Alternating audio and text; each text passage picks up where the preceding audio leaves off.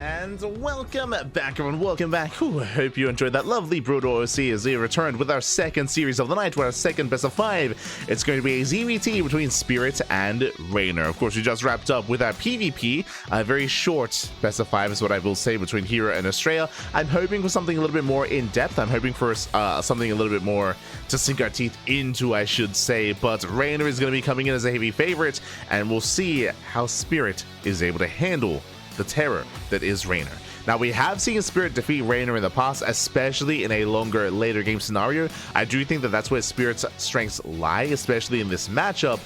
We'll see if we can do that again. For those who remember, it was back on Post-Youth, if I remember correctly. Am I thinking Post-Youth, or am I thinking another map? But it was now a couple of years ago now that I think about it. But infamously in EPT Europe, Spirit did bring Reynor down. We'll see if he can do it again. We'll see if he can do it again. For the time being, we have our vetoes. We have the bans from Reynor, going to be Amygdala and Frostline. Meanwhile, the bans from from Spirits are going to be King's Cove and Whispers of Gold. Interesting choices here is what I will say. Whispers of Gold, the veto here is interesting to me just because we've seen a lot of success from Terran players being hyper aggressive on Whispers of Gold, but I did just mention how Spirit's strengths lie in a longer later game, so maybe it would make sense that he would want to get rid of a smaller map, as he doesn't want to give Reynor the opportunity to be aggressive. Unlike several Reynor, he is willing to be very much so in your face and very much so going for all these all-ins and committed play. So kind of taking that into consideration makes sense. Likewise, King's Cove, we spoke about this before, but it can be very difficult to defend your fourth. Very difficult to defend your fourth based on King's Cove. So if Spirit is playing for a longer later game state, trying to play macro, then King's Cove is a map to avoid. So it does veto those two maps that could otherwise hinder him from trying to turtle up and be defensive. From the side of Reynor, he does veto some of the more defensive maps. I'm referring to Amygdala. Amygdala is going to be vetoed. It can be very difficult being aggressive on that map. Oh, yo, we got some cams. Let's go. Oh my god, Reynor with the streamer room. Yo, we got the neon blue lights in the background. Let's go. We got the picture of himself with the championship trophy, I think, on the right hand side. Do love to see it. Let's go. Oh, no, is he smudging? Okay. Well, not yet. But it might just be cold in Italy. I mean, it is winter, of course, in some parts of the world. But yeah, Amygdala makes sense when it comes to getting rid of some of these macro-oriented maps. Frostline, I'm less certain of. I'll be honest, Frostline is an interesting veto to me, just because on the one hand, yes, the map is large. That is true, the map is large, but at the same time, it's a little more exposed, a little more wide open. True, 8 Raxes can be effective on that map, so I'm curious what the rationale was. For the time being, though, in the bottom left-hand corner, we have Reynor, the Basilisk. And in the top right, we have Spirit, the Polish Terran. And if you're in the chat, you know what time it is. It is time to get your gambit going. Predictions are open. Place your bets on who you think will claim the series. Best of luck. Best of luck in the chat. We're smurging. Let's go. Beautiful. As you're going to be saying, yo, shout out to the sponsors of the event, SCBoy, of course. They do so much for the community for StarCraft. We spoke about Dragon Ball. Apparently, we have, I believe that was F91 as Goku and Xiaose as Vegeta. There we go. Confirmed. Confirmed.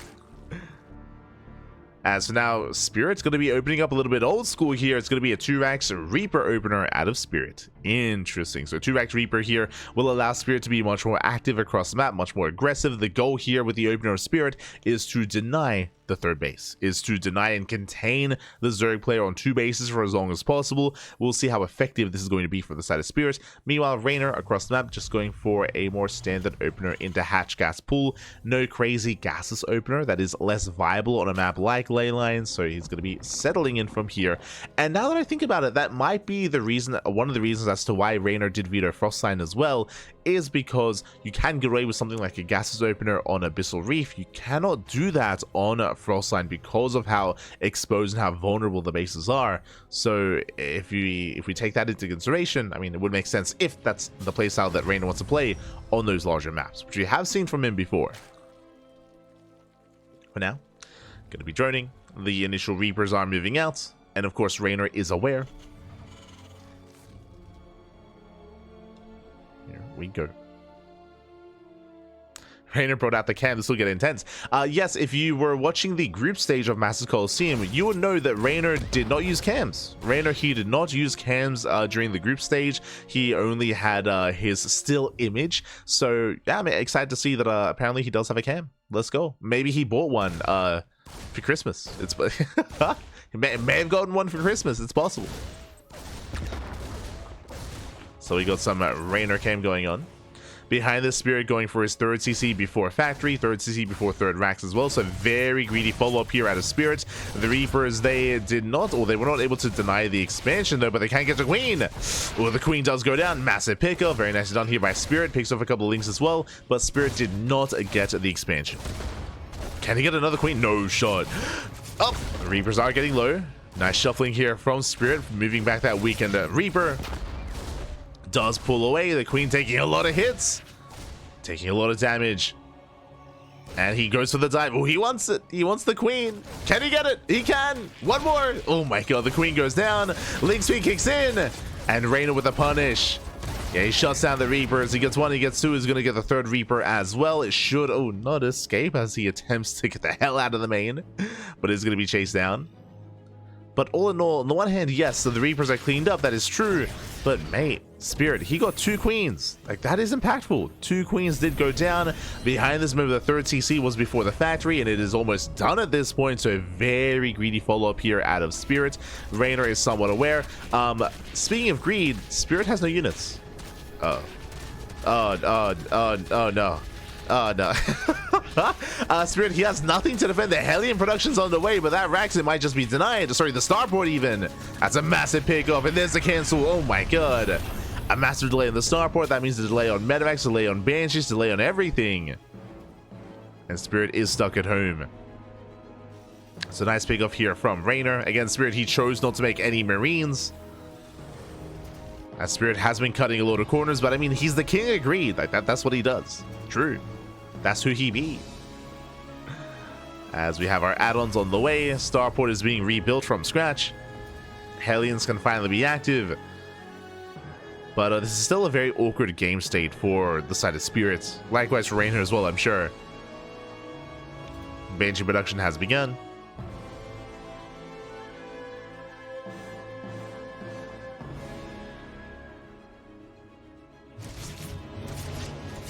Oh, you forgot to hydrate. Oh no. Don't forget, as Hellions are diving to the mineral line, some of the workers will line up. 8 drones on. Not bad. 8 workers do go down. 9 drones go down. Yeah, the Queen's still quite in position, and damage is dealt. Very nice run by here by Spirit. Those 4 Hellions for 9 drones, well worth it. With that Spirit, he is able to take an economic lead. Bearing in mind, he has mules.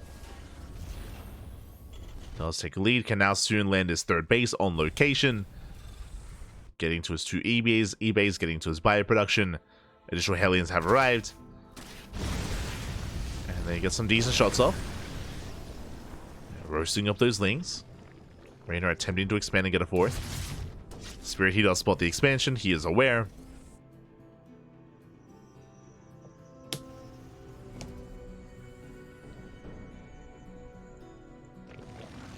Sorry, just catching on the chat. Did everyone hydrate their Hydras? Oh, no, but I drained my Disruptor. Did you massage your Marine? Oh, no. Oh, no. Don't forget to marinate your Marauders. You're all animals. All animals. As we are settling in. With his Spirit, he does bank up his 2 Banshees, moving out across the map.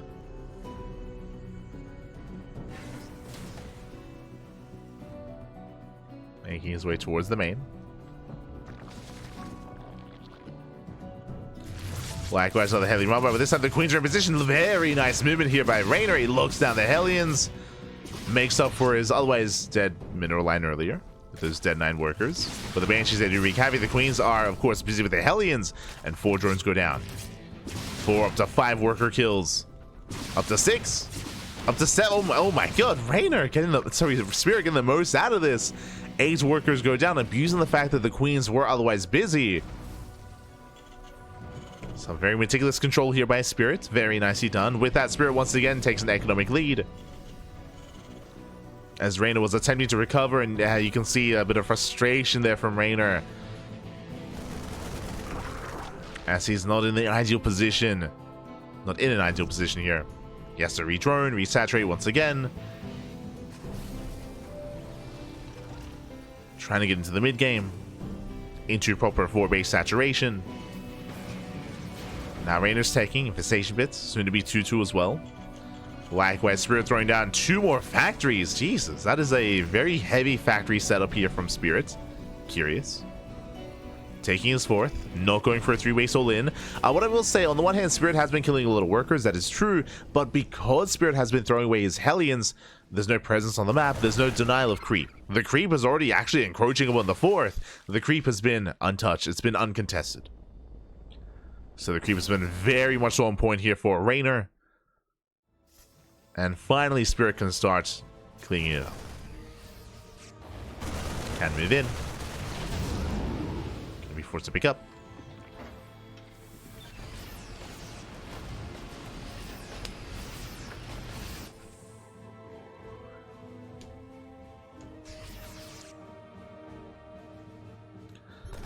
Spirit is being active. So far, steering forward. Again, it's going to be on Spirit here to just clean up as much creep as possible to give himself the best chance at defending this 4th. And they're collapsing in the army, at least trying to. Nice positioning here with the Banshees. They get free damage on the Ling Bane. Spirit catching up 4 active tumors.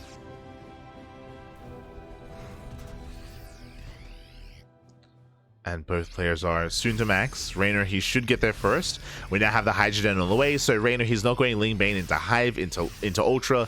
Going Ling Bane into Hydra, potentially into Lurker Tech. So Reynor is taking a different direction.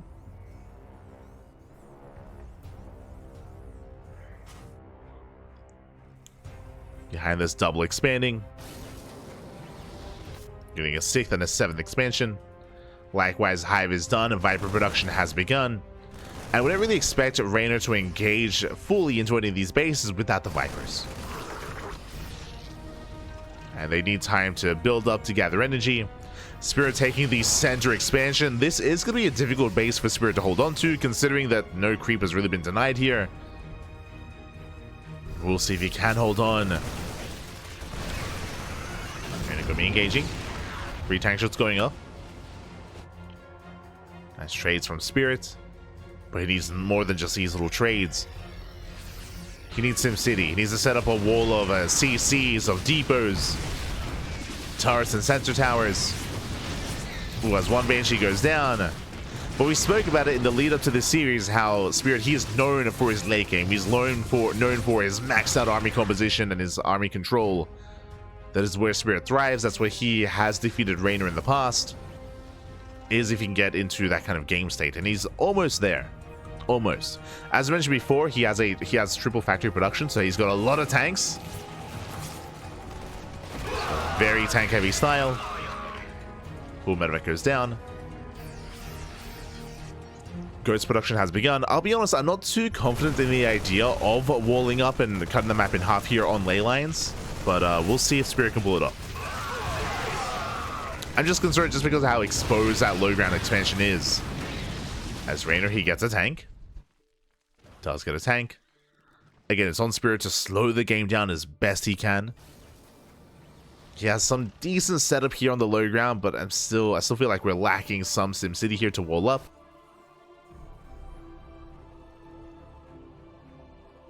It's 3-3s on the way for both players. Nuke in production for Spirit. That will help him zone away. Also taking the high ground planetary. So far, so good. Meanwhile, Reynor, I believe he hasn't really teched in any big direction. What I'm referring to here is there's no Ultra Cavern, there's no Lurker Den, there's no Spire for a Greater Spire. Reynor has yet to invest. He's still just hyper-fixated on Lingbane Lingbane Hydra. Lingbane Hydra Viper.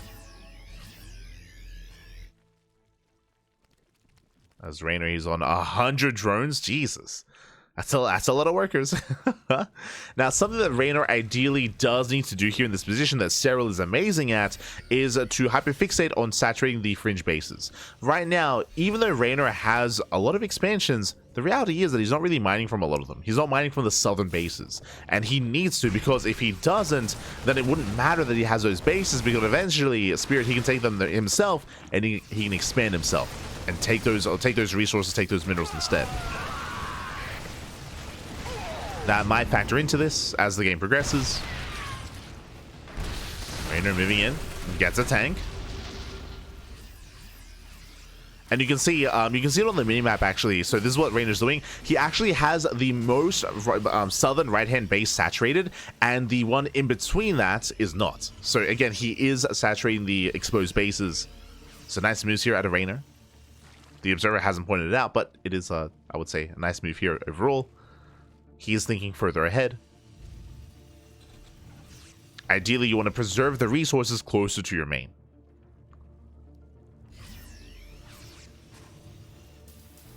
As Reynor is expanding on the right-hand side. Sneaking up in the army. That's a lot of ghosts.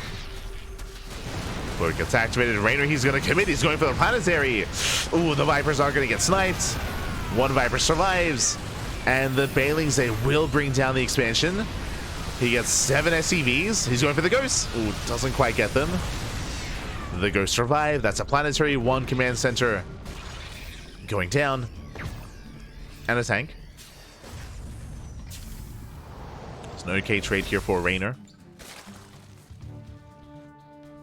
Did lose his Vipers. Meanwhile, finally, we have some tech. It is going to be the Spire. Working towards the Greater Spire, I would imagine. And technically, this is all that Reynor has to do, is deny the base. Deny the expansions over and over again. Lings, they flood in. This is a very cheap army for Reynor. He's going for the CCs. He's going for the tanks as well. The tanks are exposed. Ooh, no support here for the tanks. He gets 2 tanks already. Comes in first round. And where are the Hellbats? Where are the Hellbats? Where are the Marines? Where's any support? It's not here.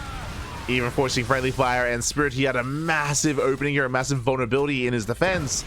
And Reynor, he takes advantage of it. He does abuse it. 14 SVs go down. He got what, like 6 tanks? Took down some ghosts, force friendly fire. At the same time, Spirit, he will take down the expansion towards the top left. But again, killing a base doesn't really matter as much. Not in this position. Not from the side of Reynor, I should say. He has plenty of bases, plenty of saturation, plenty of workers. What matters is Spirit's defense. And that's where he is struggling. And again, this is a map that is more difficult to turtle up on compared to, you know, your Abyssal Reef, your Neo Violet Square, Ultra Love. This map is more wide open, more so than the others. So the map isn't helping you here as another tank goes down.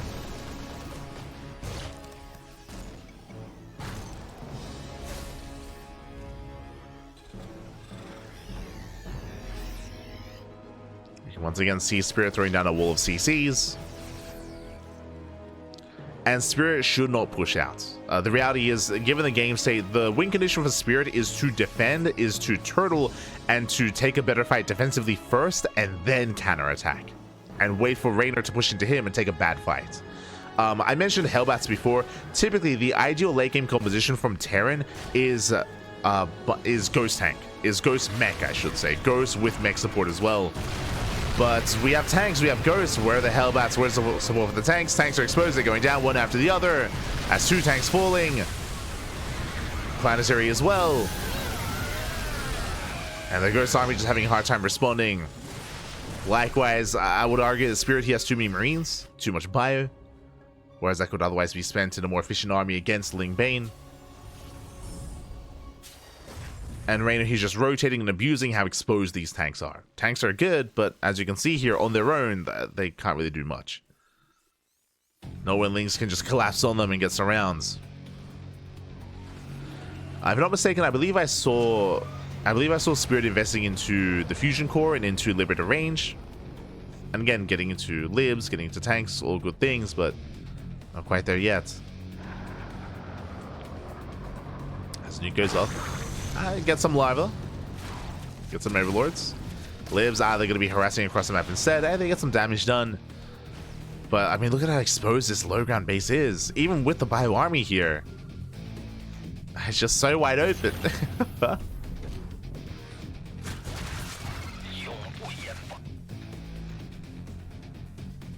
As Spirit, he's rotating over to expand on the right-hand side.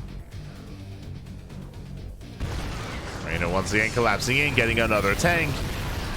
Yeah, this position is forfeit. SCB's mules going down, CCs they have to lift. Likewise, Reynor, he defends back at home.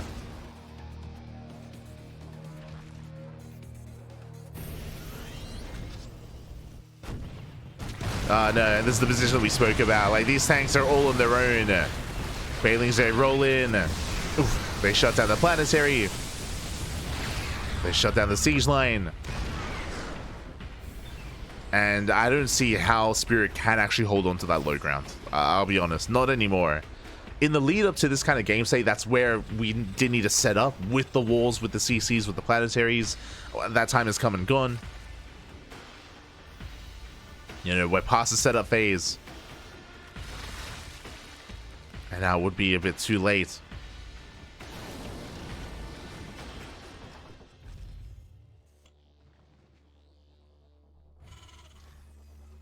As Spirit still has a comparable army, that is true. At a certain point, he might just be forced into an all-in. And the reality is, I mean, like, again, to give credit to Spirit and to his force currently, if he was forced to push onto creep and forced into an all-in, he could actually take a fight. He could do well with it. The League main rolls in, once again getting more tanks. Oh, just the one though. Better engaged for Spirit. Low ground CC is denied.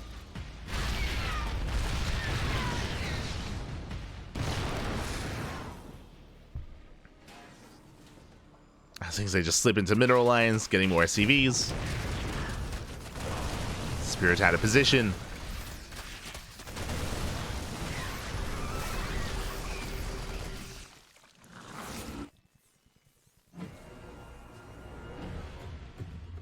Reynor even just burrowing underneath the CC.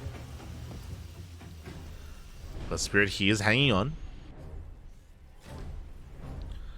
Even though Spirit has been losing tank after tank, the ghost count has still been quite healthy for Spirit. If he loses all the ghosts, that might just be game. But as long as he retains that ghost count, he still definitely has opportunity here in game one. That's potential. Hydra range. Reynor, he did forget Hydra range just now finishing. Let's go.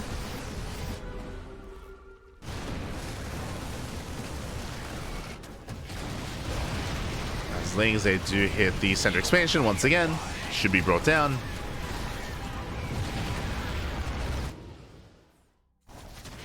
Spirit, he does deny the base on the right hand side at least. Reynor going for the planetary. Planetary's exposed.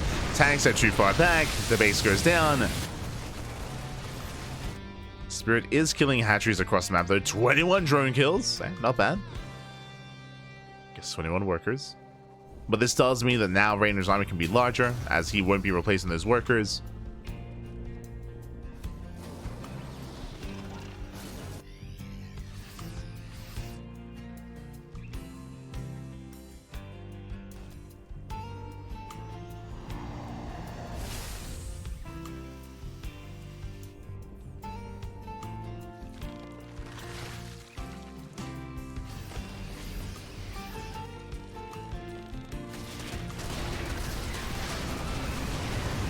He can't just keep committing.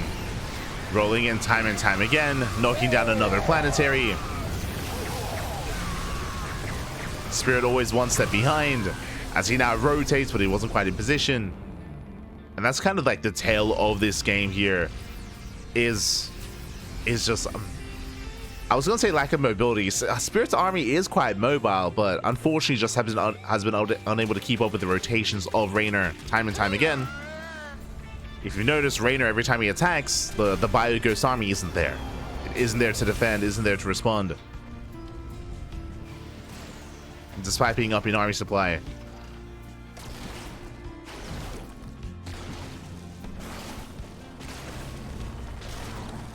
So Reynor's just been pulling Spirit apart. Pushing towards center. Once again, this base, there's nothing here. So another expansion is just going to go down. By the time Spirit responds, the base is already dead. Like, the base is already fallen. And that's all it is. It's like whack-a-mole. Like, it's just Reynor. He's just always attacking wherever Spirit isn't. Spirit does take down an expansion at least. Gets a hatch round. Oh! Does pull away in time. Oof. As the full medevac goes down. Another link run by.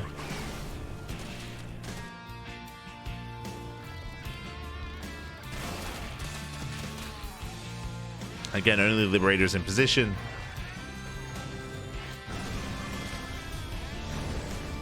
Yo, now we finally get some Blue Flame Hellions. Just two, but we're kind of getting there, kind of.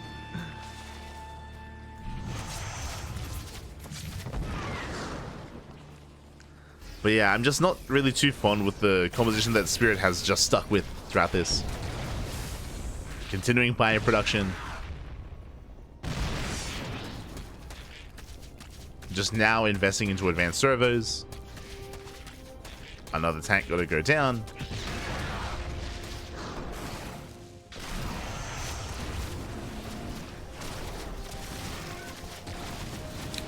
And Reynor, he does hit bottom right. Does spot the army, so Reynor, he backs off. Spirit, he holds on to the expansion. Top left is going down. Now, remember what we said earlier. Even though these bases are falling, even though things are looking bleak for Spirit as he's losing so much, he still has an army that can kill Reynor. That is still true. On the one side, it's like, like Spirit, he's never there to defend his bases. That's true. But on the other side, his main army has been, for the most part, untouched. I'm referring to his heavy ghost count. And he has been replacing the tanks he's been losing.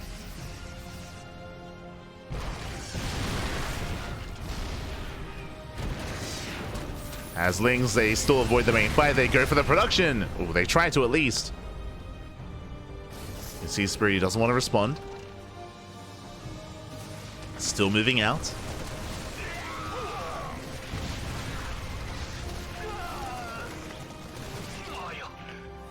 As Reynor, he evacuates the expansion. Pulls away. The best defense is a good offense for Spirit, essentially, where he's just been abandoning these bases and just pushing forward and gaining ground. And now he has these southern bases. Remember earlier we were speaking about how important it was for Reynor to prioritize mining here, because eventually Spirit will take these bases, and now he has them. Now he has these bases, he has these expansions. And thankfully for Reynor, there are less resources for Spirit to take, because he took them himself.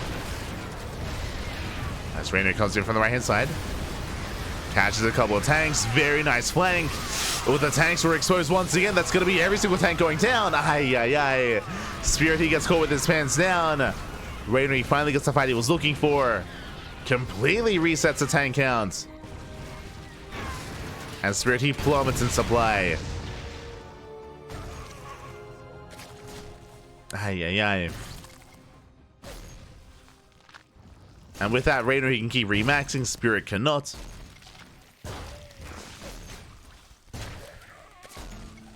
Spirit is attempting to retake the center base and taking bottom right, but Reynor's remaxed, and he should just not allow these bases to get up and running.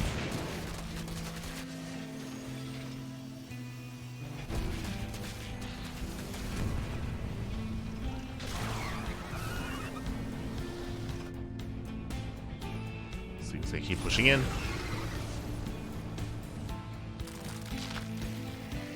Now we finally have some more healing production, but at this point it might just be too late.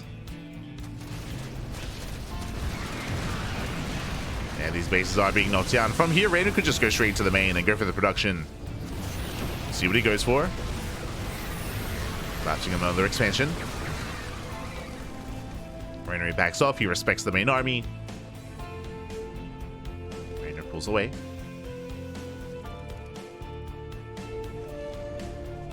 Don't get too impatient. Oh, we had the sigh out of Reynor. He's like, he's like, pinche Terran, papi. They just don't die. How many bases do I have to kill? Just Just stay calm. Don't get too excited. Don't ape into a wall of tanks. As again, Spirit, he has remaxed. And Spirit still has the, he has a super maxed army. Despite catching all the tanks earlier, Reynor wasn't quite able to deal any critical damage to the economy, to the production. But I believe the tank count is still very low compared to what it once was.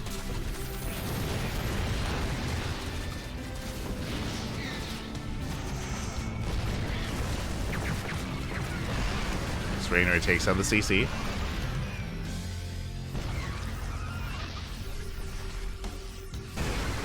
Likewise, here we go. We have an actual Blue Flame Hellion army that can contest against the Lings. Morphs into the Hellbats. Reynor, he has to abandon this position and the base is going to go down. He has to respond. Drones are going down. So successful attack here from Spirit. Meanwhile, Reynor going for the production. Let's go. Finally, just going straight into the main, which I do appreciate. And Spirit, he has to respond, taking down another expansion. Another hatchery is going to be falling. Trading base for a base. And you're shutting down the planetary.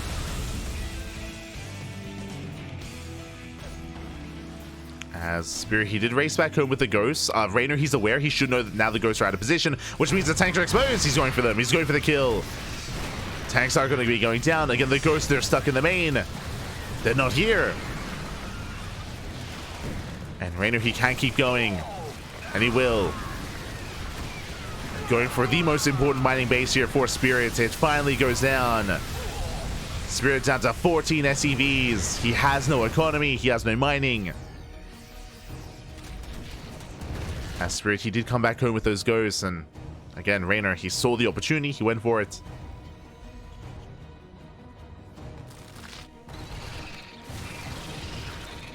Oh my god, the burrowed base! Let's go! The burrowed base pop off. Oh, Reynor, he's assumed the degen position. The foot is up. Let's go. He has taken his stance. He's ready. He's gaming.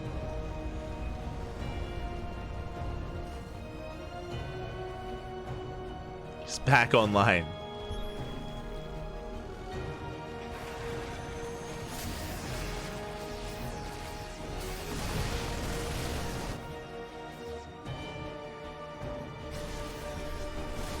Spirit is going to attempt that expansion.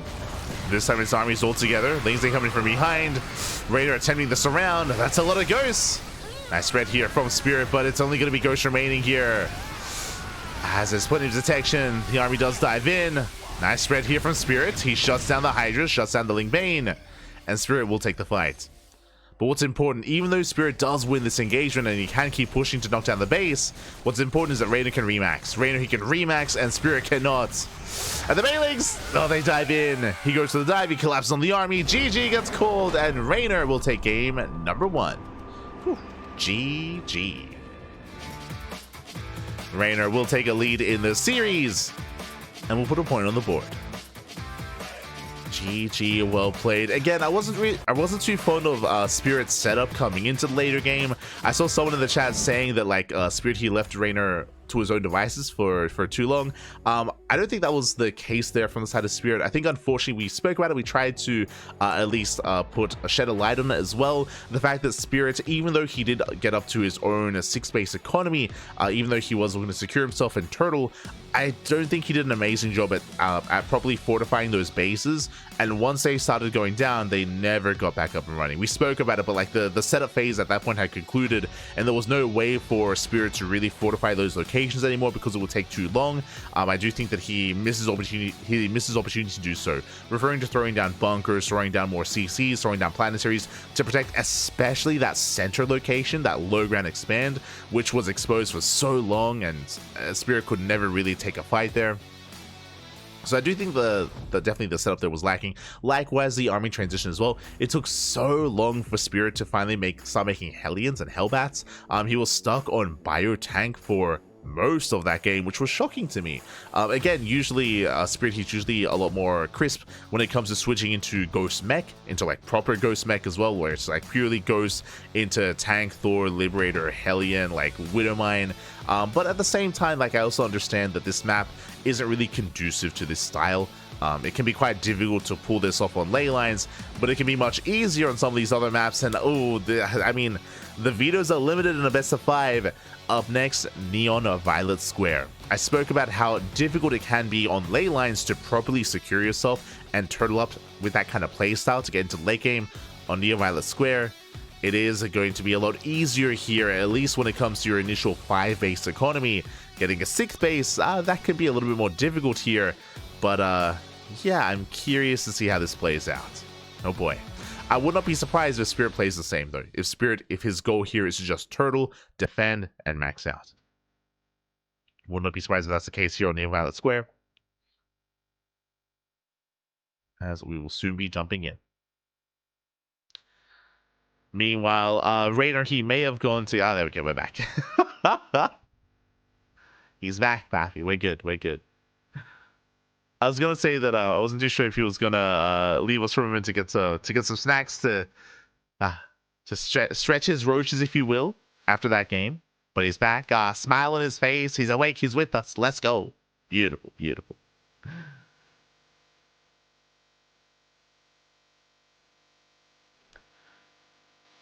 And again, we expect Spirit to kind of play out that kind of slower, more defensive style. I do think he's going to have a lot more success in the upcoming maps. I'm referring to Neon Violet Square, Ultra Love, and Abyssal Reef. The maps for Game 2, Game 3, Game 4, they all do favor that style much more compared to ley lines. We'll see if we can get there. We shall see.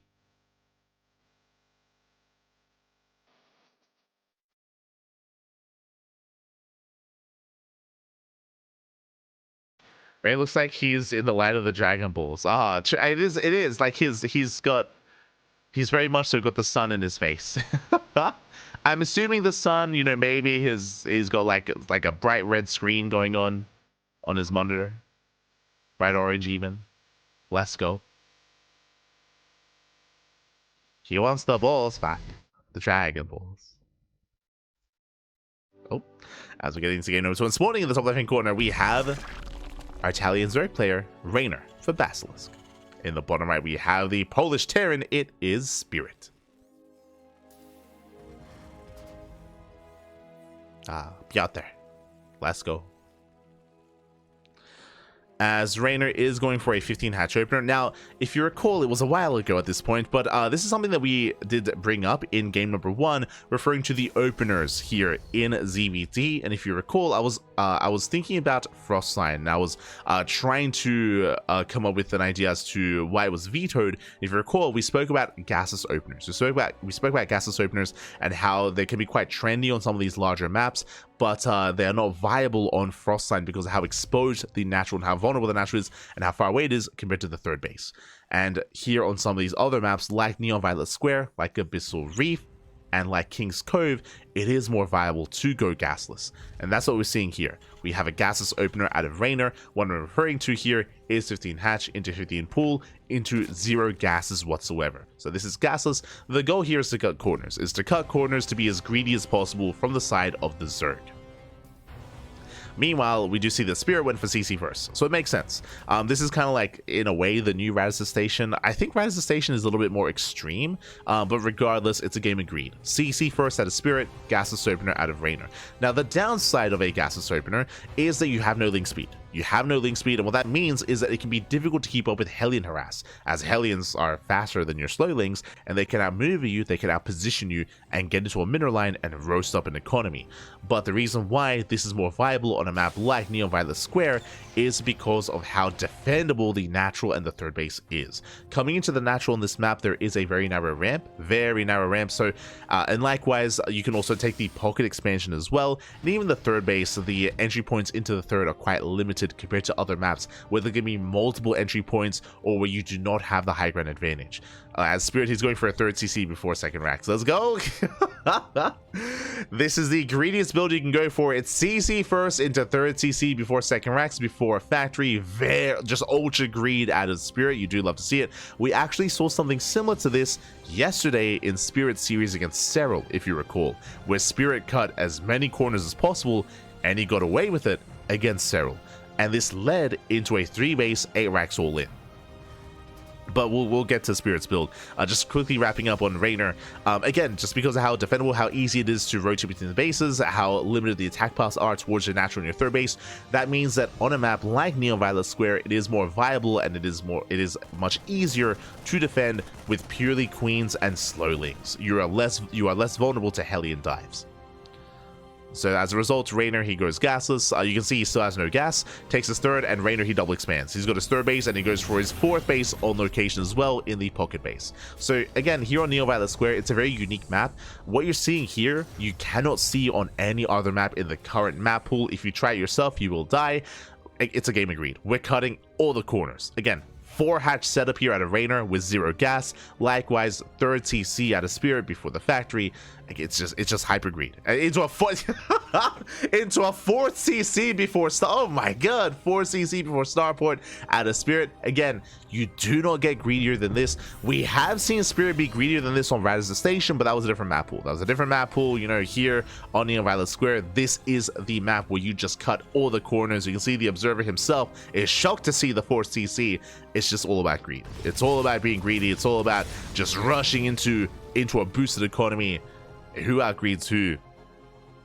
The only thing we're missing is Reynor not going for the gold, as there is a gold base on Neon Violet Square as well. And again, what you're seeing here, the builds of Spirit and the builds of Reynor, only really possible here on Neon Violet Square. You can maybe get away with it on Abyssal, maybe, or even that.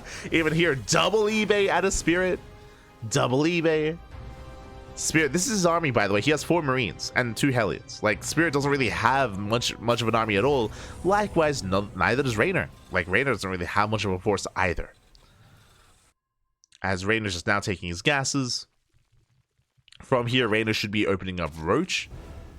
Double Evo Chamber out of Reynor. I believe Reynor still has no Roach Warren. I could be mistaken, but I believe he has not set one up. But just now getting his double Evo Chamber into gases. If either of these 2 players went for a 2 base all in, then the other player would have just died. Like 100%. Like Spirit would be dead or Reynor would be dead. Like they just yeah, cutting every single corner. Let's go. Drifting all over the place. We be fast, we be furious. As Reynor now at the almost 6-minute mark has started Link Speed. Link Speed has finally begun. Likewise, Lair is on the way. Extra gas is being taken. Baneliness as well. Reynor, he's skipping Roaches, rushing into Link Bane. Because he's skipping Roaches again, this does once again kind of solidify the fact that if Spirit was to be going for a more aggressive build, he would have just killed Reynor straight up. Reynor would just died.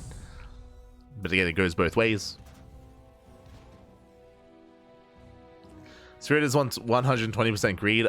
Here it's like 200% greed, but it's both ways. I'm emphasizing how greedy Spirit is. Reynor is also just as greedy. Like it goes both ways here.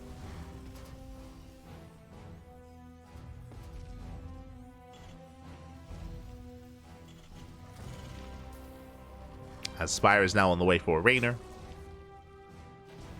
2nd factory for Spirit. He's establishing that 4th base. And we spoke earlier how here on Neon Violet Square, it is easier to get up to your 5 base economy, fully secure. We're getting there. I mean, Reynor is already on a 5 base economy. And because the map is so large, even though the creep has gone completely uncontested, by this point, Reynor would already be touching tips with the 4th base of Spirit. Here, Reynor, he's only covering his bases and not even halfway across the map, just because of how large it is here on Neon Violet Square. So Spirit, he has more freedom. He has more freedom. He has more map control as well. He has more time to himself. So this greedy style and eventual like turtle play out of Spirit can be or should be more successful on this map as well.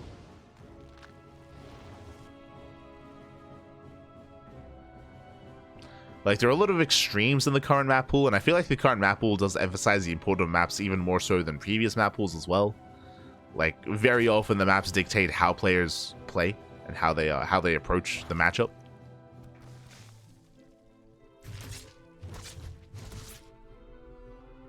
Meanwhile, the Spire is done. Mutas are going to be on the way for Reynor, and I believe the Spire, okay, has been scouted. Spirit is aware. Turrets get thrown down immediately. But I do really like Muta play here on Neon Violet Square. In general, Muta play can be amazing on these larger maps, just because typically when you play Muta, you're vulnerable, right? Your ground army is suffering as a result because you're investing so heavily into Muta that you're vulnerable to an attack. But because how large this map is, it goes both ways, where Spirit, the likelihood of him counterattacking is a lot lower as it takes so long to get across the map. So Reynor, he is safer to invest into Mutas like this. Now again, thankfully Spirit did scout it, so he is aware, he's getting ready, the turrets are finishing up, and the pressure, the onus is now going to be on Spirit to keep up with the movement of Reynor. We'll see if he can. Actually, you can see Spirit looks like he's getting ready for a counterattack instead. Mutas, they do hit the mineral line. SCVs are going to be going down, the fourth base is under fire. Marines have to respond. 6, 7 SCV kills. Oh, and Spirit is having a hard time keeping up. 10 SCVs going down. Reynor, he's maxed. Spirit, he has begun Thor production, going for the gold. Interesting expansion pattern here. I would have assumed that Spirit would have expanded towards the right-hand side away from his opponent, but he's expanding towards Reynor instead with the gold. Risky maneuver here by Spirit. As Mutas, they break through into the main. They take down the turrets. Spirit, he doesn't respond. He's stuck at the gold. Marines are making their way in towards the main base. So the medevacs go down. Bit of mismovement there by Spirits. Ay. And Reynor, he's getting a lot done here. He's getting a lot done. He gets a tank. Ooh, we'll take a couple of shots to the face, so we'll bleed out a couple of Mutas. A couple of Mutas do go down. Reynor. Once again, he has assumed the position. Tower defense, yeah. All the turrets, Bappy. Let's go. He was smiling upon seeing all the turrets that were waiting for him. True. True. But yeah, Spirit, he's turtling up. He's throwing down more and more turrets. More Thors. True. Oh, he's listening to the stream. But thankfully, Reynor, he has not been neglecting his ground army. He's got plenty of Link Bane, and he's collapsing in. He's going for the gold. Marauders, they stand their ground. The bio army does kite back. The planetary is going to fall, but the SCVs are saved. There's a nice movement there from Spirit. He does save his workers, saves all of his bio. But can he maintain this position? As the goal for Reynor should be to remax and keep trying to knock down that goal base time and time again. Now, as you can see, due to the, of course, squares in the center, due to the SimCity, this base is more defendable and more fortifiable than the previous bases on ley lines. So I wouldn't believe that Spirit, he can take some better engagements here, as we already saw. Was able to trade against Reynor.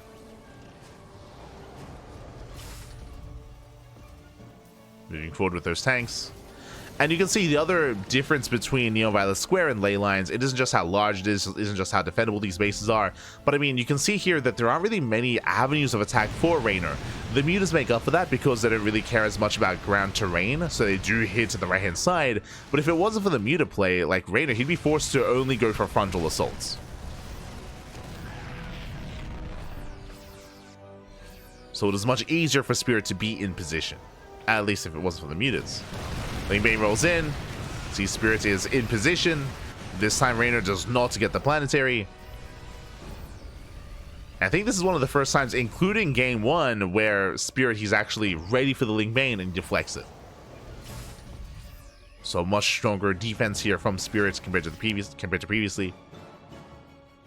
See, Spirit is making 4 libs at a time. You can see he's fully walled up here. And Reynor, he's going to have to start thinking further ahead. Now, he already has double Spire. He's working on double upgrades. From here, I think it'd be wise to start working towards a greater Spire. Start working towards spell casters as well. I am concerned that if Reynor were to stick with a more low-tier army like Lingbane Muta, even further in this game compared to the previous one, I don't think it's going to be as effective. But we'll see. As Spirit, he's going to be able to clear up some of this creep.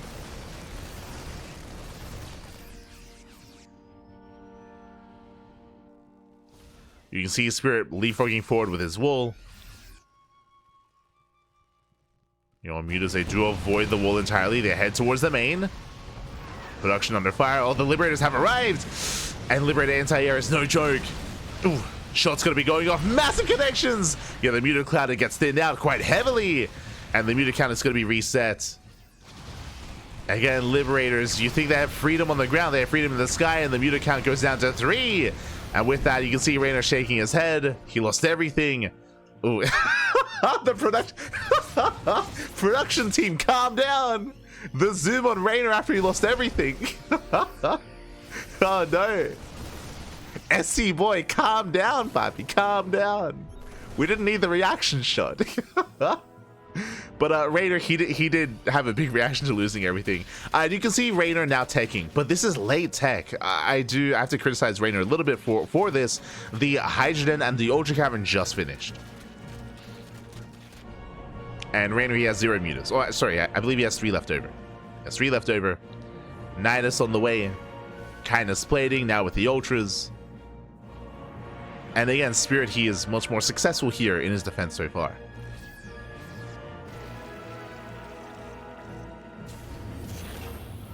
Really need to introduce SCBoy to Warriors. We do. For those who maybe don't watch SCBoy events, very often whenever there's a moment like that, when a player has a big reaction and they're smoging, they love to zoom into the player face. They love the drama. They're like, oh, cry for us more, Reynor. It's like, oh my god. Calm down, SCBoy, calm down. As Reynor does hit the right hand side, the planetary and the mules should go down. That was a lot of mules, which was only energy, bear that in mind. So trading Lingbane for energy. You can see the Spirit is killing his own Thors, as Thors have no more purpose, as there are no more mutas. Nidus into the Bugger base. Spirit out of position. Does he notice? Does he respond? His army is rotating, but the Nidus will complete. Lings are having a bit of a harder time going for run-bys. They do get 1 tank. Libs are set. The freedom is here. And Spirit, he will hold.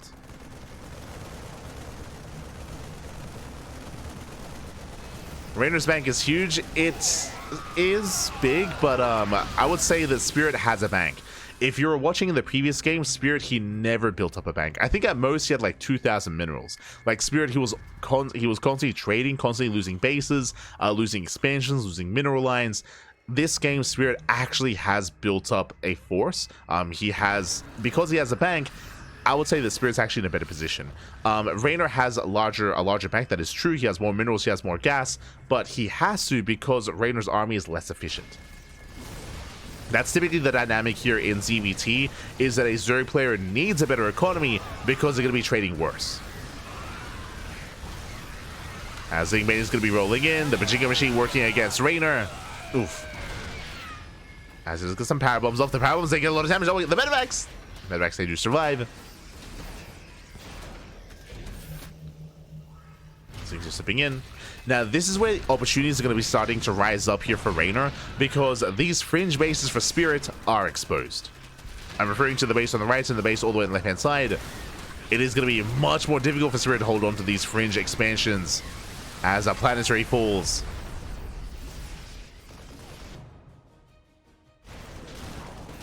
And Spirit having a harder time keeping up.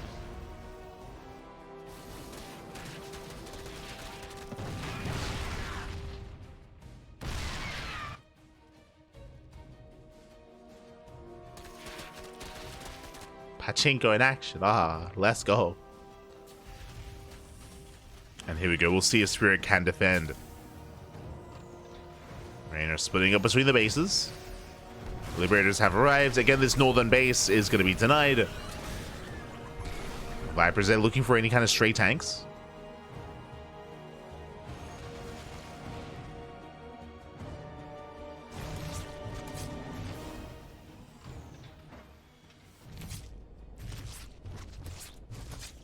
So far, Spirit has yet to really maintain any of these fringe bases. He's trying to. Has yet to pull it off. You can see Spirit, he does want to knock down bottom left. But in doing so, he will expose the right-hand side. So Reynor, he can go for a run-by at the same time. For now, meeting up with the main army. And the armies are going to be clashing. Oh! Force to pick up. Empty medevac goes down. Spirit, he has to pull away. Likewise, Reynor knocking down those rocks, creating an opening into the mineral line. Forcing Spirit to siege. Reynor, he rotates. And he wants those mules. And once again, that planetary is all on its own. Oh, the stacked power bombs. Not bad.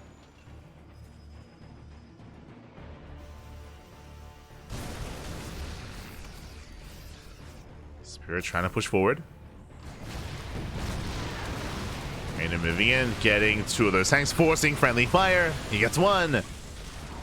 One tank goes down. Spirit getting into Hellion production.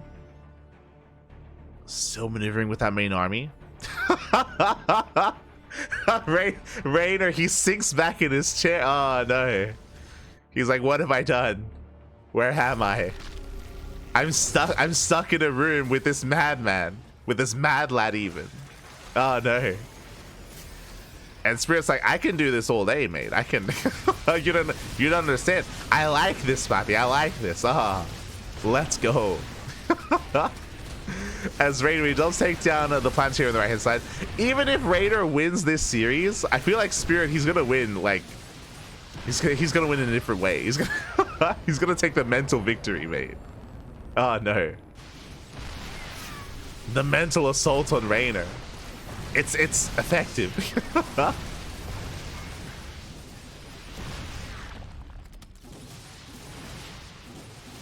He's like, you might bring me down, but I'm gonna make sure you wish you hadn't met me. Oh no. But the production team, they're having fun. They're enjoying themselves.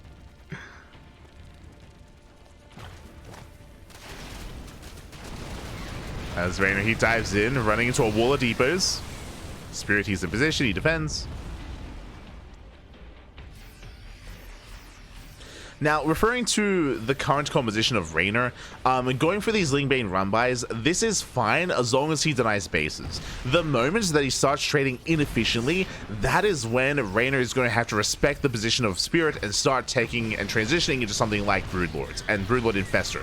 Doesn't need to yet, but again, if some of these fights start going south and if Spirit maintains a better economy as he is now expanding, then that's when you do need to switch out of this. For now, it's okay. As again, this army from Reynor is designed to trade and designed to counterattack. And so far has been doing decently well at it. The moment that he doesn't, I mean, that's when you have to get out of this. So that might be a factor in this game. As Spirit, he's gaining ground. Spirit, he finally takes another expansion. Nuke across the map. The goal base is mined out, but he's going for the larva. Reynor, he does collapse in. The Hellbats, they hold their own. Oh, nice bailing connection here on the bio. Nuke goes off. At the same time, they go, no, the ghost! The ghost, they get caught out. Massive pickups. Yeah, very nice engage here from Reynor. That should not have happened. Spirit, he was distracted. The ghost can almost reset. Again, those are the units that matter for Spirit. With that down to 5 ghosts, he has to rebuild as quickly as possible. Jumping towards the north. Reynor, he's here for it. It's split off, is ready, jumping back into the mineral line. Gonna be trading out the bio army for the Lingbane. But against Spirit, he needs more time to rebuild those ghosts. Without them, the army is exposed. Tank's going to be going down. Ghosts as well. The production is not, the reinforcements are not here in time. And Reynor takes a massive fight. Cleans up all the tanks, the ghosts, the liberators as well. And Spirit, he's losing momentum. It's one of those things with Spirit, he has a bank, that is true, but it takes longer here to rebuild. It takes much longer for the Terran. So he can't afford to take this heavy of a loss this quickly. This frequently. So Spirit, he needs more time. And Reynor, he shouldn't be giving him that time. You're once again collapsing the army. Just not allowing Spirit to reinforce. Not allowing him to build up a death pool of an army either. Catching out more ghosts, catching out more tanks.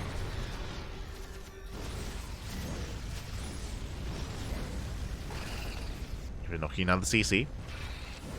At the same time, Hellbat's counterattack, getting into the mineral line. Nicely done here by Spirit. Likewise, Reynor also takes down bottom left. Planetary is going to fall. Another CC going to burn down. But Spirit is getting damage on the cross, and I'm taking down some bases. Hatcheries are falling. Spirit doing well with these Hellbats. Again, we were missing this last game. The Hellbat's back.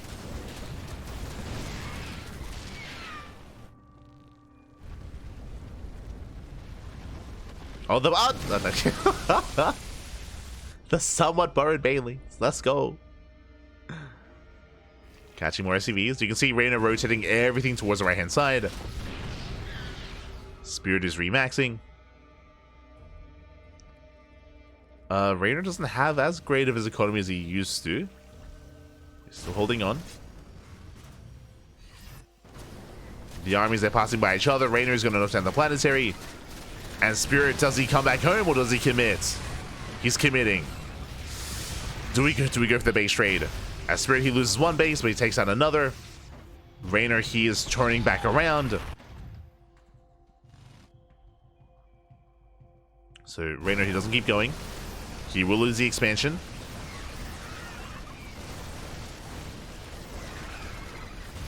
Hatchery is going to fall.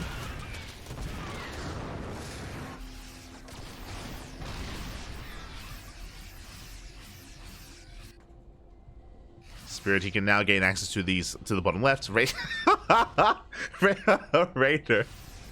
I was waiting for the zoom from production, but Reynor, he's oh no, he's enjoying himself. Hey, pushing right down mid. Spirit's out of position. And wall of CC's under fire. Spirit, he has to respond. Getting caught completely out of position here. Nice snipes. Snipes going up on the Hydras. Bailey's they roll in. They didn't quite get the connections they're hoping for. The CCs, they survive. Marines, they counterattack across the map. Getting a couple of workers. Spirit, he holds. He does have the larger army. Once again, setting up a Hellion run by towards top right. But it looks like Reynor should be able to catch it. Yeah. So I assume those Hellions, those Marine, those Bio army. Marines and Marauders, they are caught out. Nice pickles here from Reynor.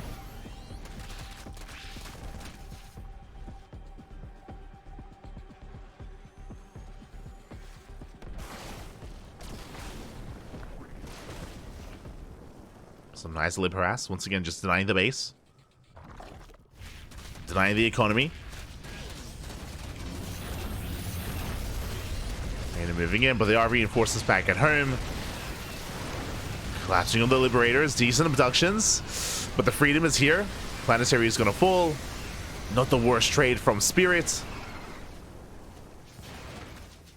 Takes down a lot of the Lingbane. Spirit, he maintains the army. He will lose the mineral line, though. But is Spirit going to counterattack? I'm sure he's tempted.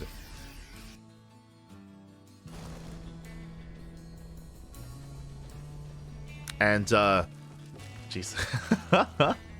Spirit down to 18 SCVs. But Reynor doesn't have the most efficient economy either. Jesus, Spirit's army is massive, by the way. It's insane. He's almost at 200 army supply. Almost. It's very marine heavy, is what I will say.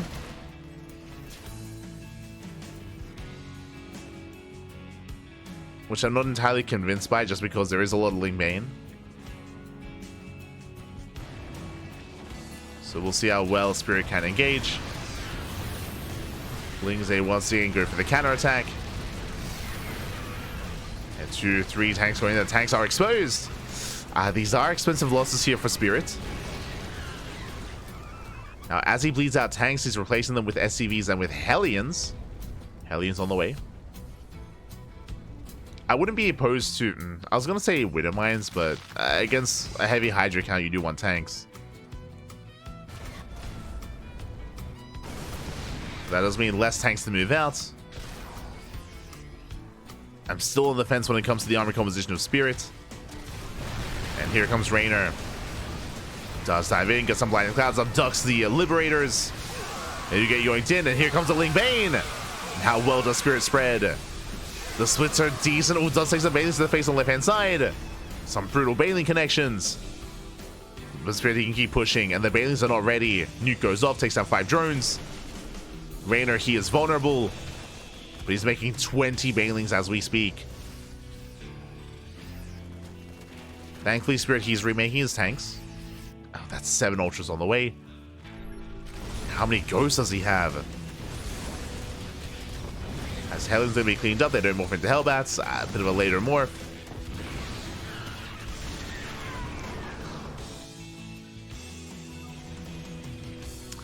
Reynor is running out of gas, which is concerning. The gas banks for both players are quite similar. I mean, Reynor did spend his gas on Ultras, which can do well, or not. I would love to see the Ghost count of Spirit, as I believe his Ghost count is a little bit lower than it otherwise once was. Ling trying to knock down that front door. They will bust in. They bust into the bases, trying to camp the production. Hoping to catch any of these tanks. Ultras moving in.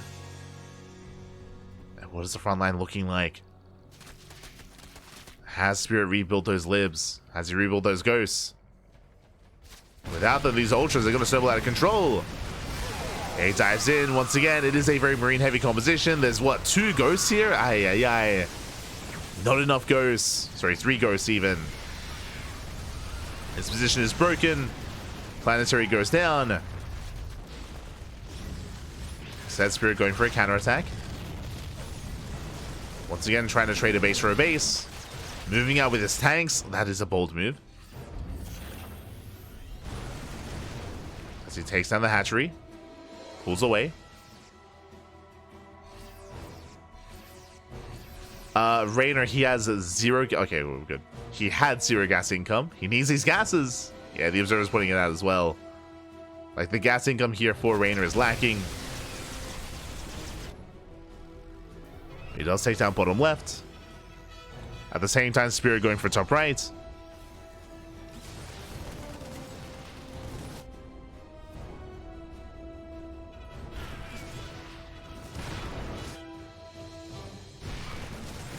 Now we get the Greater Spire on the way. Let's go. 31-minute Greater Spire. Ooh. Liberator takes down the Queen. Meanwhile, Reynor is going to be committing.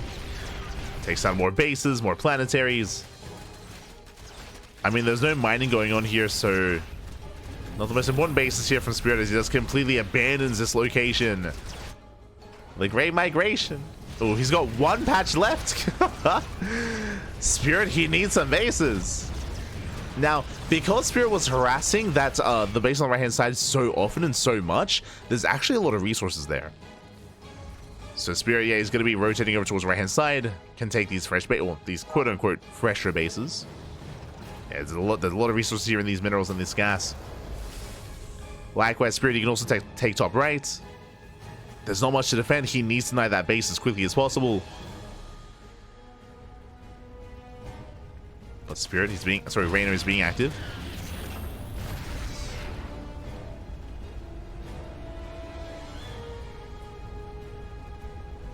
Spirit, he's running out of minerals. Nice abduction, nice yoink.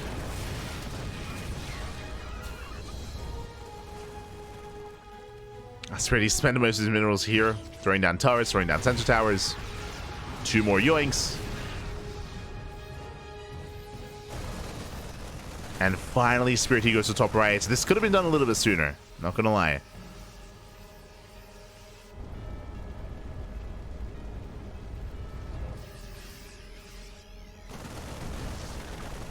As there's only 1 patch left. Oh, yeah, that needed to have been done sooner here from Spirit.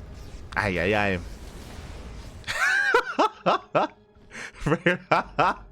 There's the zoom. If you missed it, Reynor, he's looking very uncomfortable. He's oh no.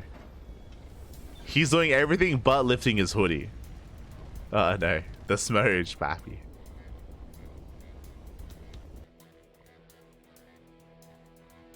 Mate, this is only game 2. You don't understand. See, if we could see Spirit right now, he'd actually be looking like he does as we see him. Not necessarily a smile on his face, but you know, a very neutral stance.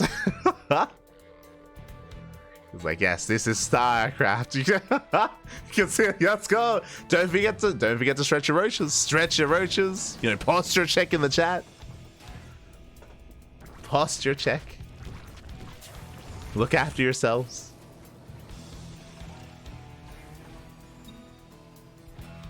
The reality is here that if Reynor pushes into this army, if he takes a bad fight, he will lose this game.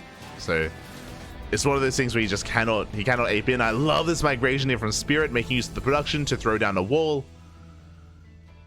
Migration is coming. Just abandons his bases. Doesn't need them. Lings, they flood in. They'll clean up whatever gets left behind. Oh, getting a tank. Not bad. Tank is going to go down. Depots are going to be going down, more importantly. That will supply block Spirit. Assuming these Lings kill everything. So there is value that's being left behind in those depots.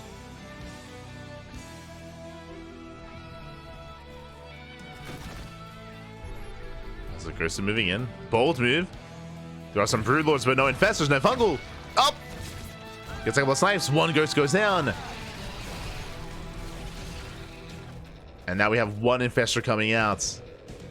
And now Reynor, he has recognized he has to switch into Broodlord Infestor. As more Broodlords are morphing in. Again, you can see that Reynor only left Spirit 1 mineral patch.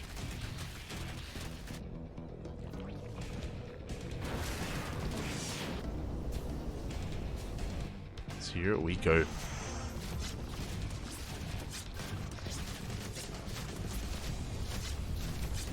See the chat, can you play a bit forward? Are you talking to Reynor to like move forward? If you're unaware, this is live, if that's what you're referring to. Say live broadcast. Yeah, can you tell the players to speed it up? Nah, Pappy, what do you mean? What are you talking about? Tell them to play faster. Kappa.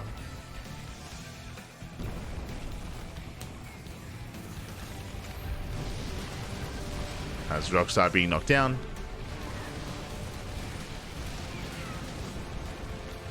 Wants you to time. I see.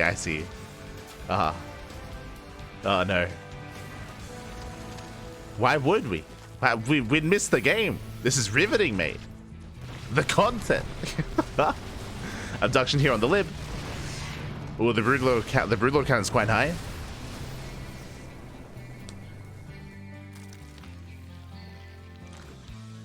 We've got a solid Broodlord count at this point. Spirit with the Mule Hammer on the 1 mineral patch. Let's go. Fungal goes off, does graze the army, catching out one of the ghosts. But the ghost does survive. Now, I am concerned that the ghost count is too low for Spirit to really push in. Likewise, I spoke earlier about the lack of depots, but Spirit, he actually cannot max out. He has resources, but cannot max at the moment. Nice abductions here on the libs. Abductions going off. More libs on the way. You can see Spirit going into Thor production. But again, Spirit, he's only got, what? He's got like, what? Maybe 13 ghosts? It's okay. They're sprinkled in.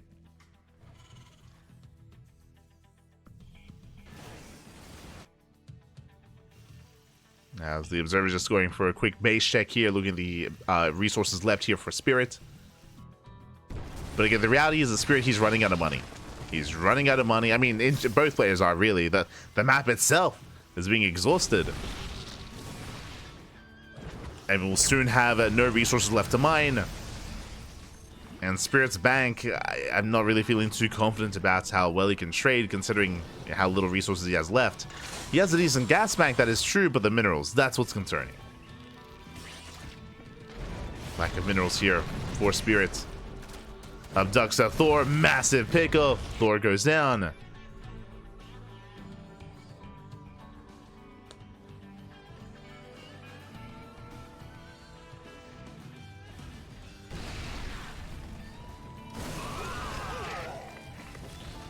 Reynor's impatience cost him such games. It did cost him games in the past, but this game he has been quite patient. Like, he's been looking very uncomfortable on cams, that is true, but he's been fighting against his inner nature. As Ghost, they move forward, massive fungals going off, Ghost is going to be going down, he gets one, he gets two. Nice fungals, the chain fungals as well, looking down the army. And Spirit, he doesn't gain ground, another Ghost falling. Brutal losses. But yet every fiber in Reynor's being is telling him to ape in, and that's what the zoom ins from the production has been about. We've been seeing the inner battle of Reynor. Reynor, he's been fighting Spirit and fighting himself, making sure like don't ape in. I have to just calm down. I have to stretch. I have to do everything I can to stay focused, stay on task. Don't falter. Don't waver. Play it out. Because there are so many moments in this game where if Reynor apes, he dies. Stay on task.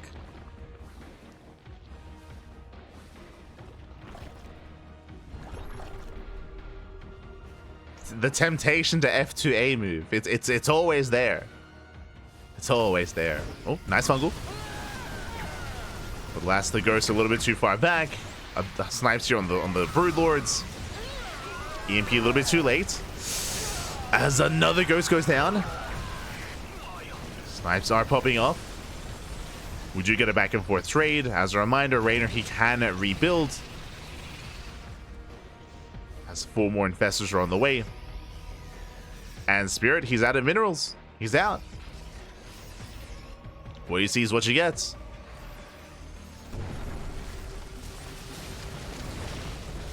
As the army is not really going to get much larger than this.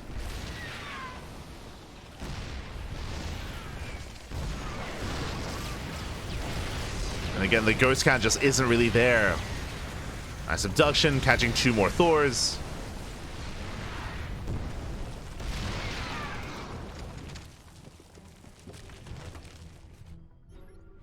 2 more Thors going down. Extra Broodlords on the way for Reynor. Again, he can't afford it. He still has mining. Technically, if Spirit can somehow take out the northern base of Reynor and take that base for himself, then he can maintain himself, but that's only if he can deny the expansion.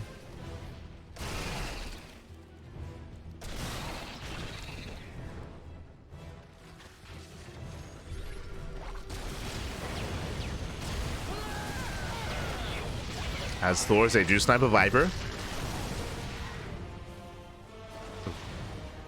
As the Powerbomb takes down the Liberator, and again, every unit that goes down, it's not being replaced. It's not being replaced. Another Thor falls.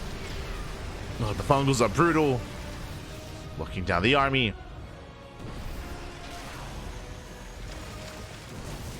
And Spirit, he's running out of steam. He's just running out of forces. Mass Fungal going off once again. And now it's time. Now, Reynor, you have our permission. You can ape in. At this point, he has enough. I mean, he doesn't really know that Spirit has no bank and has nothing left. But Spirit, he's out of units at this point. GG gets called, and Reynor takes game number 2. Whew. GG.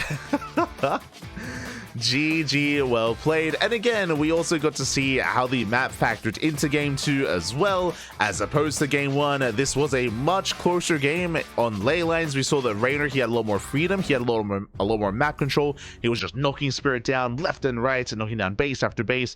Here it was more of a back and forth. Spirit had a much easier time defending and saturating and holding on 5 and 6 bases. He did have a harder time getting a 7th base up and running, that is true, but likewise so did Reynor. As Reynor, he also had a hard time expanding and holding onto those fringe bases, losing drones left and right. We had more of a back and forth. In the end, Reynor did overwhelm, was able to catch Spirit out a couple of times when it comes to his tanks, when it comes to his ghosts. There was a big moment halfway through, or around the 20-minute mark, where Spirit got caught out and his ghost count was reset. I don't think his ghost count ever really got as high as it once did in that moment, and with that, in the end, Reynor did take it. GG. GG, well played, and I hope Reynor has the stamina, has the mental fortitude to do that again, because up next, we have a smaller map, but even more defendable map, Ultra Love. Ultra Love is known for its late game, it's known for its split map scenario, is known for being hyper defensive, and this style of Spirit, I mean, we spoke about it after Ley Lines. Like, Ley Lines was going to be the roughest game for Spirit, 100%. That was going to be Ley Lines, is going to be Spirit at its worst. Spirit at its best is going to be Neon Violet Square, Ultra Love, and Abyssal Reach. These 3 maps are much, they lend more towards his turtle style. They help out the turtle style, they help out the defending player. There's a lot here that Spirit can take advantage of. So I hope you're ready for another 45-minute game. Let's go. Let us go. And again, this series is making up for how short Hero versus Estrella was. Really, they knew the war was coming our way, so they wanted to help us out. They're like, oh no, they've got like a 3-hour series ahead of them. We got to wrap it up real quick. Don't want to keep them waiting. Let's go.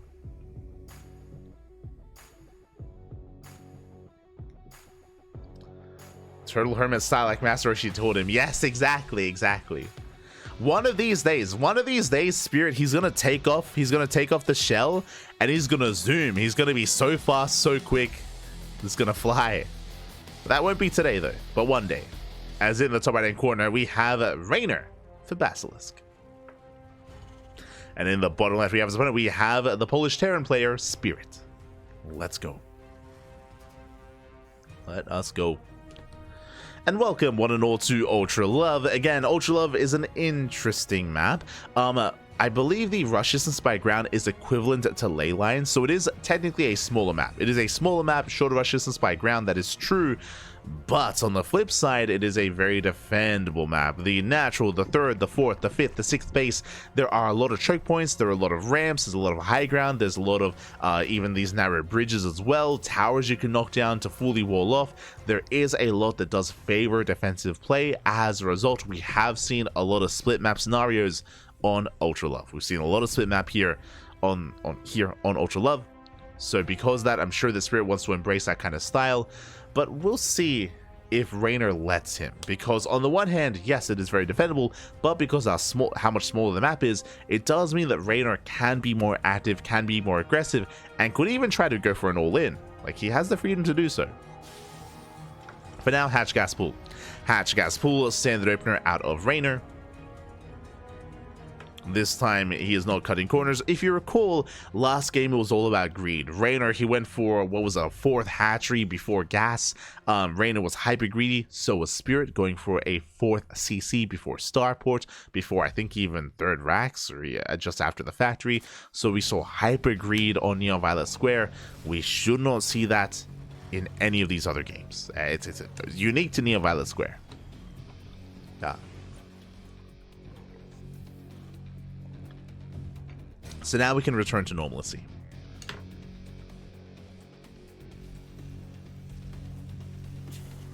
Reduced hurling patch feels amazing, man. I mean, this is also why the map decisions was really weird when it came to the maps that ESL did choose. But yes, even though the patch of this, the patch notes of this patch did say that they wanted to reduce turtling, their actions said otherwise. So it's one of those things where, you know, they told us one thing, but they did something very different. So yes, turtle play is a little more favored in the current map pool, I should say. Yeah. We're getting mixed signals from ESL. But here we go. We do have the third TC on the way. Third TC before Starport. It is going to be an economic start here by Spirit.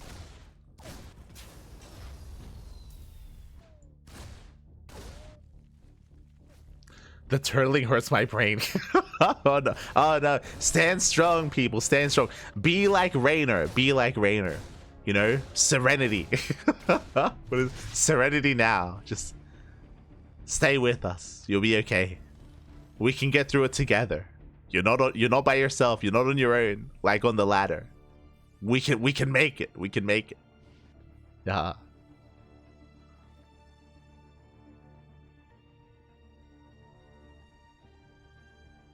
Working as intended. Oh no.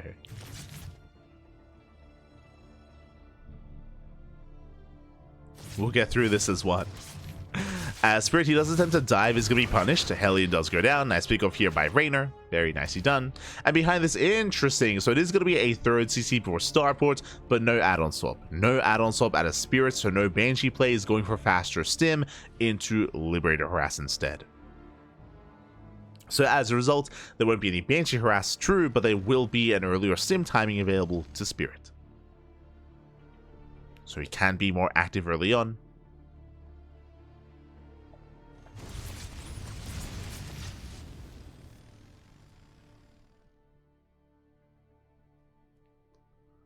As Hellions move out.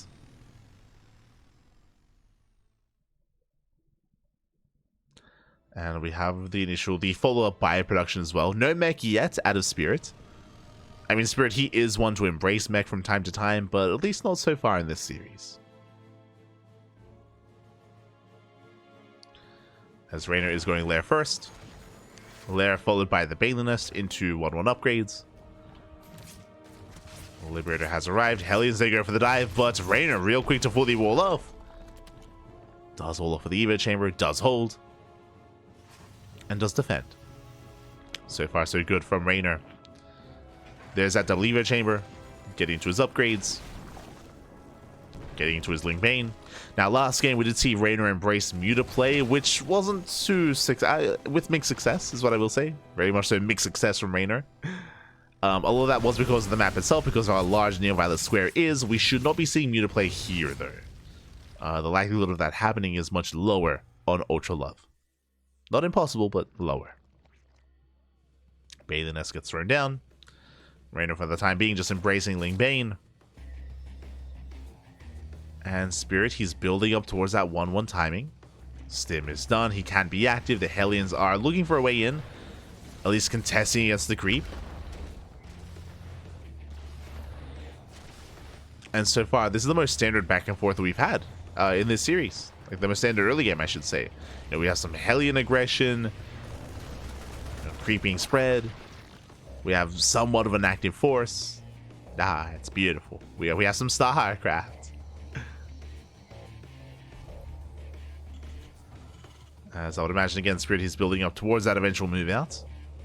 Throwing down extra Raxes. I believe he is getting up to his 5-rack setup. Throwing down the Armory 4-2-2. So far as gaining ground. Likewise, Reynor setting up for a massive lane counterattack towards the natural. The natural wall's wide open, and Spirit, he does not lift in time. The production is exposed. Marine's going to be going down. The tank does race back, is likewise exposed as well. and Spirit he's losing it on home.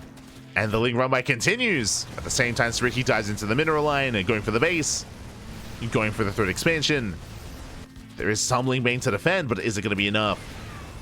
As SCVs are going down, the hatchery does fall. And Reynor, I mean, there's no pressure on him to really collapse on the army. He can take it slow. He can just back off and take it slow. Ooh, but Reynor's going to be losing 2 expansions, the 3rd base and the 5th. 2 bases going down. And Reynor, he only gets 9 SCVs across the map. Spirit holds. Spirit, he does hold, but Reynor, he wants the 3rd. Rolling in with the Bailings, shuts down the bunker. Up, rolling into the mineral line, and Bailings they connect. 15 SCVs going down. Reynor surrounding the army. No, the splits. Splits aren't there. Does lift. Does pick up. I'll pick up out of Spirit. Reynor, he can just keep pushing. Spirit, he's racing back home. He's out of position. And Reynor, he wants a shorter game. He's like, why don't you just die? I don't want to be here for another 45 minutes. Not again. I want it to end. As he gets 32 SCV kills, takes down both evays. Spirit, he finally turns back around. He races back. But the economy has been crippled. Ooh, he will lock down the Lings, though. Yeah, an efficient fight here from Spirit. And now we can counterattack. Now, what's important here, Spirit, his economy is crippled. That is true. Like, he's pretty committed, he's pretty all in, but Spirit has a massive army. He's up in army supply. In a head-on fight, I do favor Spirit, so he's moving out to end the game, and Reynor, he has to buy time. He has to force Spirit to stay back at home for as long as possible. Otherwise, Spirit may just snowball out of control. As he is moving out, there's tanks behind this. Liberators, they have arrived. Drop into the main at the same time. Pulling Reynor apart, at least trying to. Pulling away his army. Spirit moving in. There is some Ling Bane to work with. Collapsing on the Hellbats. Some of the Hellbats do go down. +2 Carapace on the horizon here for Reynor. Is just building up, buying time. Still can't quite engage. And Spirit is pushing in. Getting on top of the Queens. You'll see Reynor, he's trying to set up for a surround. Has yet to pull the trigger.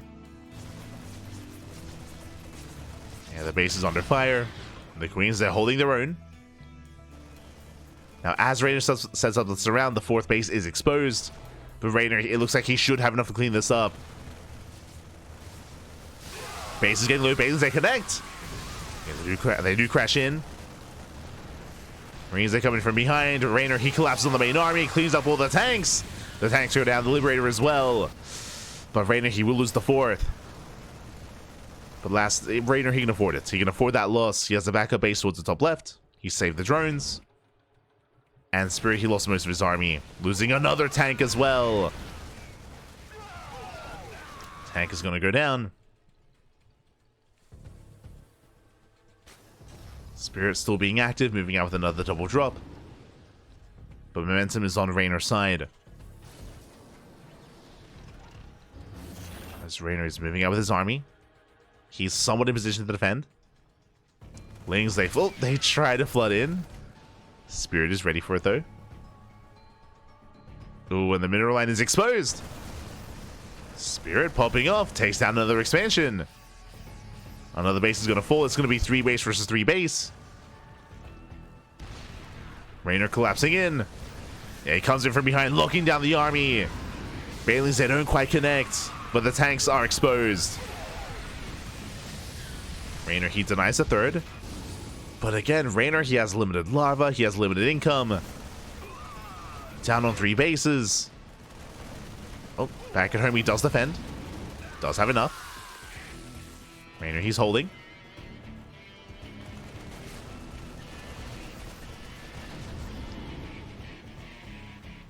He's going to be holding on.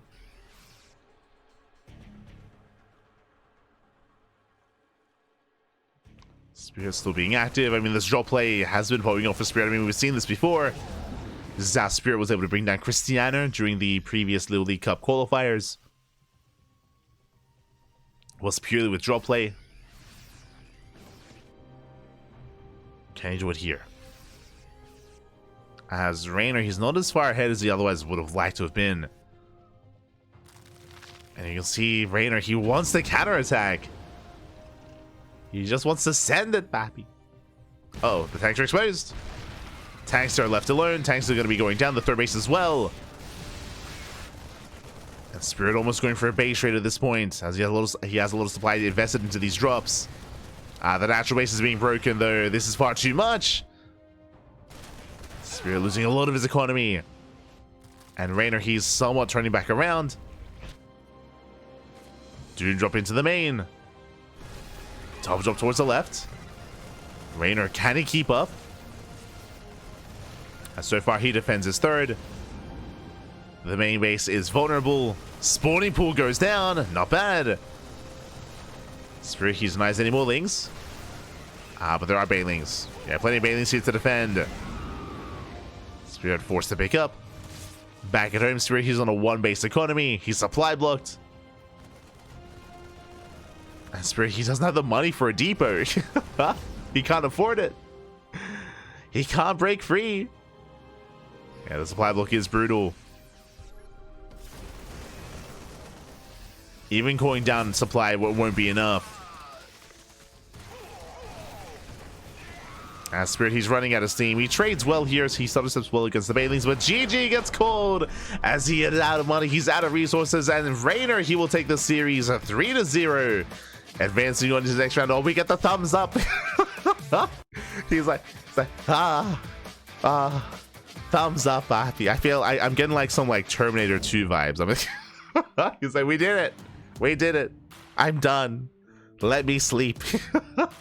GG, well played. Ends with a bang here. We did not enter a longer game stage. We saw that Spirit was much more active, much more aggressive. We had a lot of kind of, in a way, almost all-ins, as Spirit, he was losing control of his third base, losing control of his natural, non-stop run-bys and counterattacks out of Reynor. Intentionally so, it did feel like Reynor, he just wanted to get it over with. He much more aggressive here in game number 3. He threw caution to the wind, led to a close game nonetheless, so in the sense that Spirit, he refused to die and he was able to pull off the drop play quite well. Despite that, GG, well played. Reynor will take the series. GG. And with that, we have our matches wrapping up here tonight.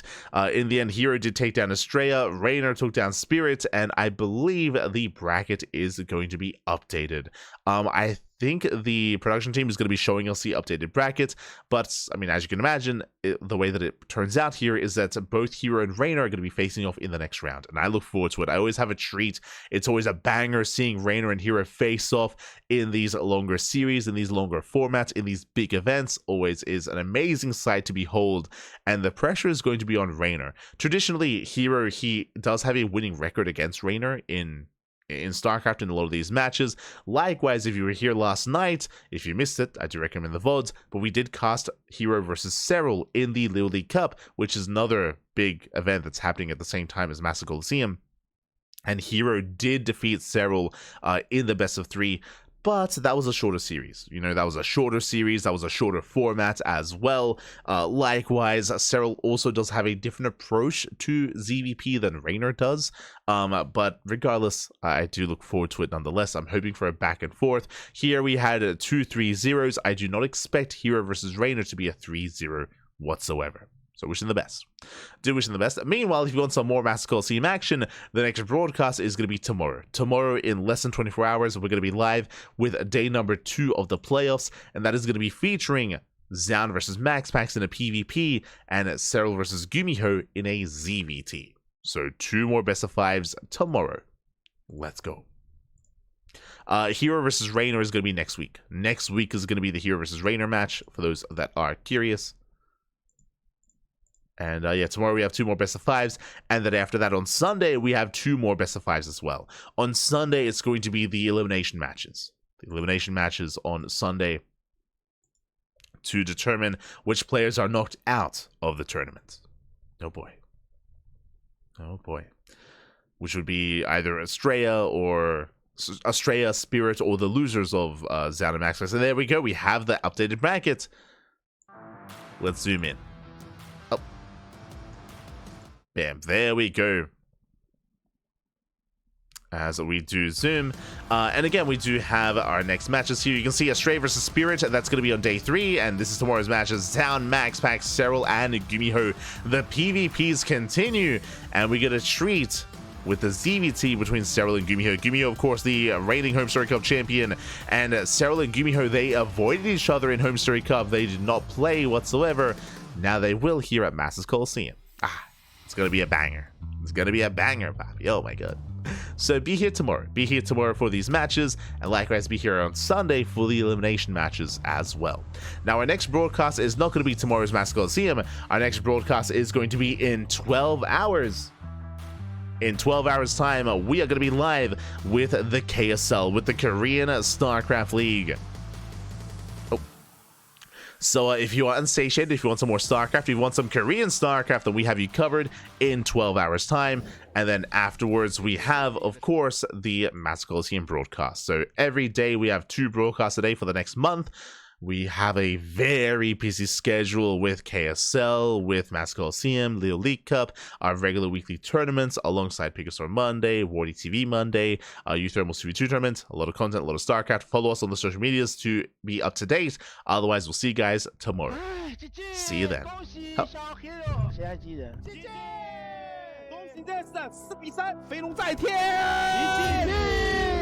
哎，算了，恭喜他夺冠吧。一把，我靠！打不过啊，他最后这手感染虫太凶了。最近半年 ，ZvT 56-3给自己点一个赞，冠军。I don't think Serral has any chance to save this one, but he continues. It gets killed coming back, and Bunny just doesn't seem to have the numbers. Didn't even notice the Liberator in the main base, I think. So many probes are going down right now. Oh my god, they're trying to get back, but they can't, and so many are picked up. A big clump here from Kiri. Tries to split everything up. Giant force of Fadelings rolling in and clearing the hell. That's massive. Clump! Mario is once again. Reynor has done it. Serral did it all, and he is a well-deserving champion.